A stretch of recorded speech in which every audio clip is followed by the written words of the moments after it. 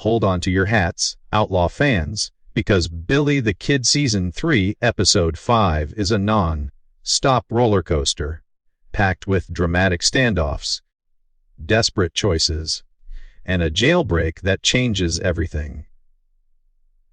If you thought the legend of Billy the Kid was wild before, this episode kicks it up a notch and proves the kid is not just a myth, he's a survivor fighting tooth and nail for his freedom. Today, we're diving deep into every gunshot, betrayal, and narrow escape, breaking down the full story and unraveling that nail-biting ending. Let's get into it. The episode opens with the territory at a boiling point. Billy, now branded as the leader of New Mexico's meanest and most dangerous gang, feels the heat from every corner. The law has had enough. Thomas Catron, a powerful voice of the establishment, proclaims he won't tolerate Billy's crimes any longer. Meanwhile, a feverish public demands justice, and the newspapers can't print the kid's name fast enough. The stakes have never been higher. Pat Garrett, now infamous for hunting Billy, doubles down, making it crystal clear he won't rest until Billy's behind bars or dead. As Catron and Garrett whip up a frenzy, Emily, a rare voice of sympathy, questions the stories swirling around Billy. But even her attempts to understand get tangled as she discovers dark truths about Edgar Walds's death. Was his suicide really what it seemed? Emily suspects foul play, hinting that the political games swirling around Billy are just as deadly as a six-shooter. Billy's world is closing in.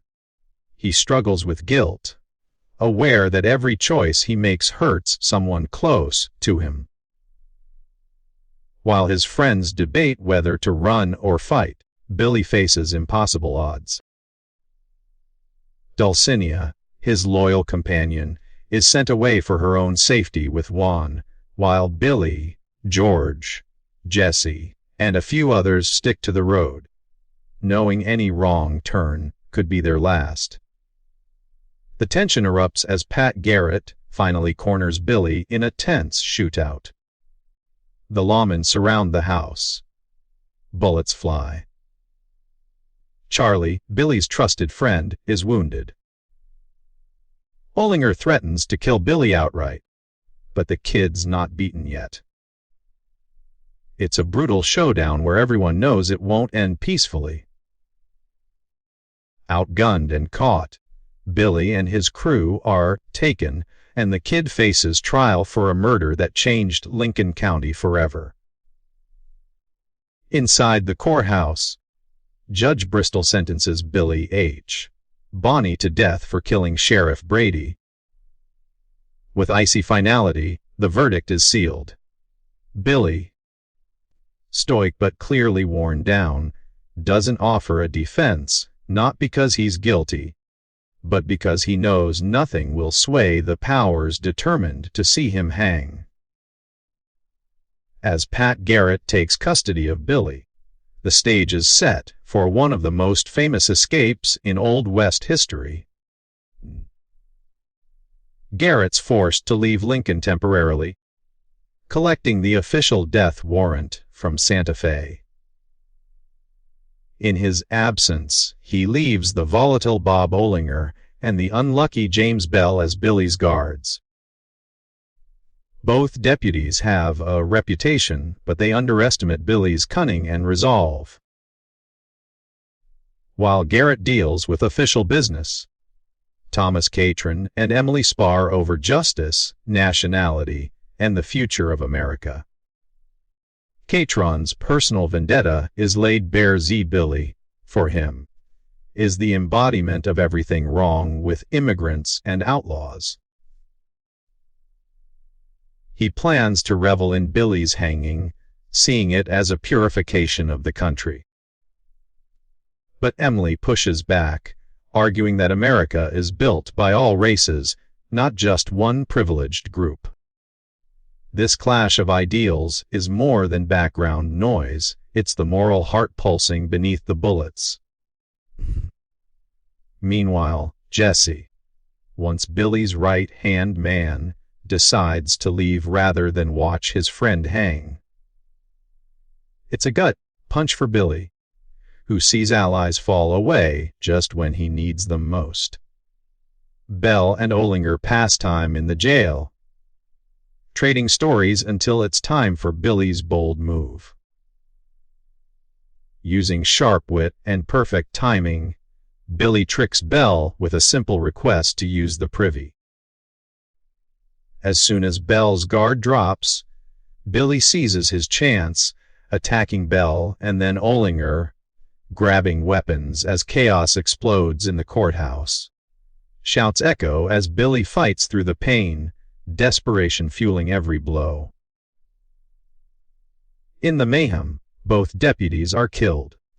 With blood on his hands, but hope in his heart, Billy manages to break his chains and flee the building. Billy's escape isn't just thrilling, it's a genuine turning point. Local helpers rush to aid him, securing a horse and savoring his freedom. As Billy gallops out of Lincoln, townsfolk cheer, and Manuela, one of his close friends, rejoices at his return.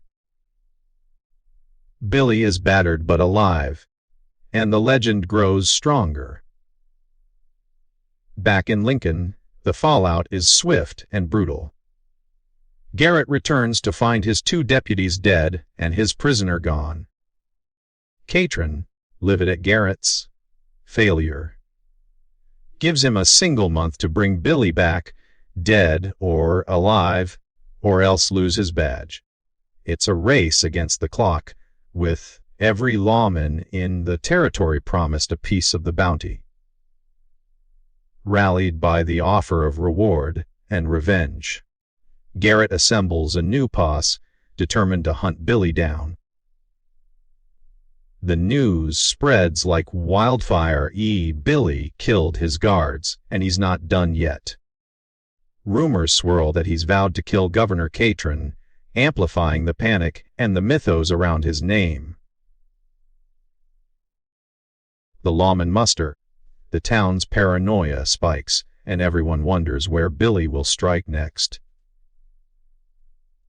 Yet amidst the hysteria, Garrett privately admits that Bell and Olinger's mistakes contributed to their deaths, an acknowledgement that Billy's escape was equal parts brilliance and luck, not just cold-blooded murder.